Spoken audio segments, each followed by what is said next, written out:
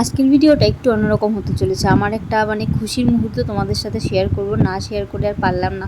এটা আমার কাছে বিশাল বড় একটা জিনিস। হয়তো অনেকের কাছে এটা সামান্য হতে পারে, কিন্তু আমার কাছে বিশাল বড় একটা পাওনা। So hi everyone, welcome back to my another new video. তোমরা সবাই কেমন আছো? আশা করি সবাই খুব ভালো আছো। কালকে ঠিক সন্ধ্যার দিকেই এসিটা ডেলিভারি দিয়ে গেল। তার আগের দিন আমি আর ভাবিকে বুক করে এসেছিলাম, তো কালকে ডেলিভারি দিয়ে গেছে। আজকে হলো মঙ্গলবার, তো আজকে এসিটা সেট করতে আসবে, আর সাথে দিশা আসবে। আমার এখানেও ঘুরতে গেছে, তো আজকে আমার এখানে আসবে। তো ভেবেছিলাম আজকে একটু তাড়াতাড়ি উঠবো, কিন্তু ওই কী করবো আর, সকালবেলায় ঘুমই ভাঙতে চায় না। সেই উঠতে উঠতে প্রায় 10:30 10:30 বেজে গেছে। তো আমি এখন চা খাচ্ছি, এখন বাজে হচ্ছে 11টা, প্রায় 11টা। তো চা খেয়ে এখানে আমি কালকে রাতে বইটা পড়েছিলাম, সেই জন্য বিছানাতেই ছিল বইটা। চা খেতে খেতে একটু বইটা ঘাটাঘাটি করছিলাম আর কি। তো এখানে আবার কেউ বললো না যে আমি ভিডিওর জন্য বই পড়ছি। অ্যাকচুয়ালি এটা কালকে বইটা পড়েছিলাম জন্য বিছানাতেই ছিল। তো চা খাওয়ার সময় তো কিছু করার ছিল না, তো সেই জন্য ভাবলাম একটু বইটা ঘাটাঘাটি করে দেখছিলাম। তো সাথে সাথে চাও খাচ্ছিলাম। তো চাটা খেয়ে রান্না করব। তো চা খাওয়ার শেষ হতে হতে ভাবি চলে আসে। আজকে যেহেতু মঙ্গলবার নিরামিষ, তো সেই জন্য পনির নিয়ে আসছে। তো আজকে আমার সকাল সকাল স্নান টান কমপ্লিট হয়ে গেছিলো, শুধু রান্নাটাই বাকি ছিল এখন। তো এখন রান্না করব। তো একটু আলসেমি লাগছিল, ইচ্ছা করছিল না রান্না করতে। আর বাবি আসলে ও ঘরে ঢুকে আয়নার সামনে গিয়ে আগে নিজের চোপাটা দেখবে, চুল ঠিক করবে, তারপরে বাকি এদিক ওদিক যা কিছু আছে। তারপরে এখানে আমি রান্নাও বসিয়ে দিয়েছি। আর এখানে চাল কুমড়োটা অর্ধেকটা আগের দিন রান্না করেছিলাম, তোমাদের সাথে রেসিপিও শেয়ার করেছি। আর অর্ধেকটা ছিল, মাঝখানে একদিন চলে গেছে, সেদিন রান্না করিনি। তো একটুখানি সামনের দিকটা খারাপ হয়ে গেছে, কাটা জায়গাটা। তো যাই হোক, সেটা বাদ দিয়ে বাকিটুকু রান্না করব, ভাজা করব আর পনির করব আলু দিয়ে। তো এখানে আমি পনিরটাও কেটে নিচ্ছি। আমার পনির বলো, সবজি, এগুলো কাটতে খুব ভালো লাগে। এসিটা নেওয়ার আমাদের মূল যেটা কারণ, সেটা হচ্ছে আমার ঘরে তো প্রচণ্ড গরম, আর আমি না প্রচণ্ড ঘামি, গরমে প্রচণ্ড ঘামি। আর এমনি সময় ঠিক আছে, কোনো ব্যাপার নেই, কিন্তু যখন কাজ করতে থাকি না, কোনো কাজ থাকলে, শ্যুট থাকলে বা কোনো ক্লায়েন্ট থাকলে আমার ভীষণ অসুবিধা হয় গরমের জন্য। তো আর আমার থেকে বাবির সব থেকে বেশি আগ্রহ ছিল এসিটা নেওয়ার। ওই অনেক দিন থেকে বলছিল যে দরকার, কাজ করতে অসুবিধা হয়, এটা আমার থেকে ওর বেশি চিন্তা। তো আমার যে কোনো অসুবিধা, যে কোনো প্রবলেম ও বলার আগেই সব বুঝে যায়। আর সব সময় ও চেষ্টা করে ওর বেস্ট, ওর যতটুকু ক্ষমতা সেটা দিয়েও আমার সেই প্রবলেমগুলোকে সলভ করার চেষ্টা করে সব সময়।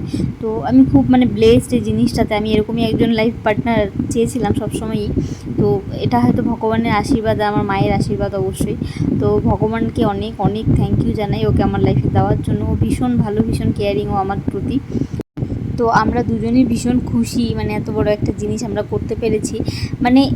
হয়তো এটা অনেকেই ভাববে যে এটা একটু শো অফ বা কিছু, অ্যাকচুয়ালি না, এটা আমাদের কাছে একটা অনেক বড় পাওনা। আমরা দুজনে সেই অনেকগুলো বছর থেকে অনেক স্ট্রাগল করে, অনেকটাই বাইরে থাকা, যারা থাকে তারা বোঝে বাইরে থাকাটা কতটা টাফ। তো এতগুলো বছর থেকে বাইরে আছি আমি, আর ও আমাকে যেভাবে সাপোর্ট করে, যেভাবে সবসময় আমার প্রবলেমগুলোকে সলভ করার চেষ্টা করে, বলার আগে সব কিছু বুঝে যায়। দুজনে মিলে না, এই এতগুলো বছরে আমরা টুকটুক করে অনেক কিছু নিজের জন্য করেছি। তো ভগবানের আশীর্বাদ থাকলে ভবিষ্যতে আরও করবো আশা করি। আর এই সব কিছুর জন্য যে মানুষটা, যে এই সব কিছুর পেছনে আছে, যার জন্য সব কিছু পসিবল হয়েছে, সে হচ্ছে আমার বর, আমার বাবি। তো ও ভীষণ কেয়ারিং, ভীষণ আমার খেয়াল রাখে সব কিছু। কোথায় কি প্রবলেম হচ্ছে কি না হচ্ছে, কোনটা দরকার, সেটা বলার আগেই বুঝে যায়। আর সেটা সবসময় চেষ্টা করে সেটা পূরণ করার। আমার থেকে ওর বেশি আগ্রহ আমার কাজের জিনিসের প্রতি, যেটা আমার দরকার সেটা ওই বারবার করে বলতে থাকবে আমাকে, এটা দরকার, এটা দরকার, বারবার ওরই আগ্রহটা বেশি থাকে যেটা। যাই হোক, অনেক কিছু শেয়ার করলাম তোমাদের সাথে, কেউ কিছু খারাপভাবে নিও না, কিছু মনে করো না। আসলে কিছু ইমোশন না এমন হয় যেগুলোকে চেপে রাখা যায় না, তো সেটাই। তো কথা বলতে বলতে আমার রান্নাও প্রায় শেষের দিকে। এখানে আমার চাল কুমড়ো ঘন্টটা হয়ে গেছে, আর এখানে পনিরটা করছি। পনিরগুলো আমি ভেজে গরম জলে ভিজিয়ে রেখেছিলাম, পনিরগুলো যাতে সফট হয়ে যায়।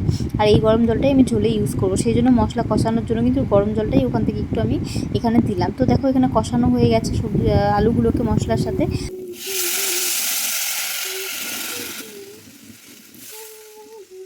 তারপর এখানে আমি গরম জল সহ পনিরগুলোকে দিয়ে দিলাম, সব কিছু একসাথে একটু ভালো করে মিক্স করে কিছুক্ষণ ফোটাতে হবে। এখানে দেখো ঝোল ফুটতে শুরু করে দিয়েছি। এদিকে তরকারিটা ফুটতে ফুটতে আমি যা বাসন কুসন ছিল সব কিছু ভালো করে ধুয়ে মেজে নিচ্ছি। তো অনেকটা টাইম বাঁচবে, দেরিও হয়ে গেছিলো অনেকটা রান্না করতে করতে। তো এখানে তরকারিটা প্রায় শেষের দিকে হয়ে গেছে। দেখো, এই যে আমার পনিরের তরকারি আর চাল কুমড়ো ঘন্ট, ঘন্ট না ঠিক ভাজার মতো আর কি। তারপর প্রায় 3টা সাড়ে 3টা বাজে, তখন দিশা চলে এসছে। আর এই দেখো দুটো আইসক্রিম নিয়ে এসছে আমাদের দুজনের জন্য। এবার হচ্ছে আইসক্রিম দুটো আমরা খেয়ে নেব খাওয়ার আগে।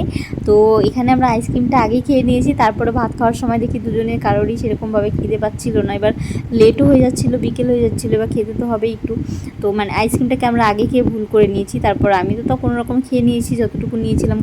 আর দিশা পুরো খাবারটা শেষ করতে পারেনি, ও আবার সেটাকে রেখে দিয়েছিল, ওটা রাত্রেবেলা খেয়ে নিয়েছে আবার।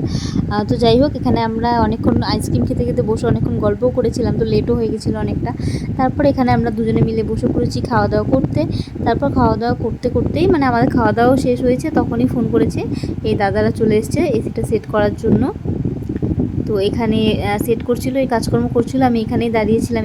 তো ঘরের কোনো কাজটা যেরকম করলে পরে একজন সাথে থাকতেই হয়, কোথায় কি হচ্ছে কি না হচ্ছে জিজ্ঞেস করতে থাকে এটা সেটা, তো সেটার জন্য একজনকে থাকতেই হয় সাথে, তো আমিই ছিলাম।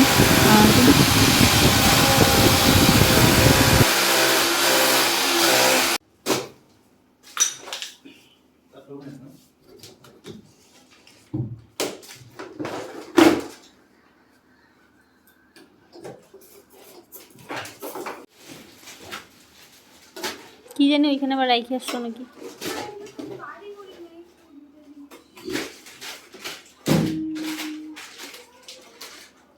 জলের পাইপটা কতটা কি লাগবে, এখানে এই ভাইটা মাপ নিচ্ছিল কতটা লাগবে, তো ওটা নিয়ে আসেনি, ওটা নিয়ে আসতে যাবে, সেই জন্য মাপ নিয়ে নিচ্ছিল।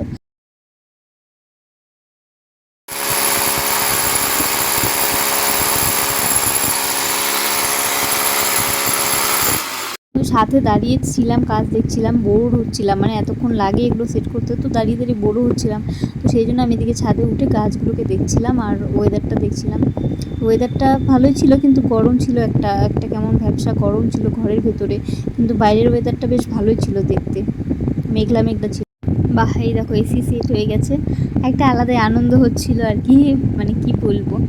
যাই হোক দেখো সেট হয়ে গেছে, এখনও টুকটাক কিছু বাকি আছে। এই দেখো ঘরের অবস্থা আমার। তো এইসব মেশিনপত্রের বা কোনো কিছুর কাজ করতে গেলে ঘর একটু এরকম নোংরা হয়েই যায়, সেটা আমার ডিপার্টমেন্ট পরিষ্কার করা। তো যাই হোক এখানে সেট করে গেছি, দাদা ওখানে এসিটা মুছে টুছে দিল, আর এখানে অন করে দেখে নিচ্ছিল, সব কিছু চেক করে দিচ্ছিল ঠিকঠাকভাবে হয়েছে কি না, আর আমাকেও রিমোটে সব কিছু বুঝিয়ে দিয়ে দিয়েছে। অবশেষে সব কিছু কমপ্লিট হয়ে গেল। তো এই দাদাগুলো চলে যাওয়ার পর আমি ঘর গোছানোতে লেগে পড়ি। এখানে বক্সগুলো এত বড় বড় কোথায় রাখবো সেটাই আমি ভেবে পাচ্ছিলাম না। তো যাই হোক আপাতত কোথাও একটা সেট করে দিয়েছি।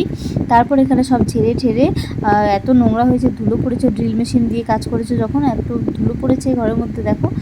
আমি ঘরটরগুলো পরিষ্কার করে আবার স্নান করে নেবো, স্নান করে দিশার সাথে চা খাবো একসাথে বসে।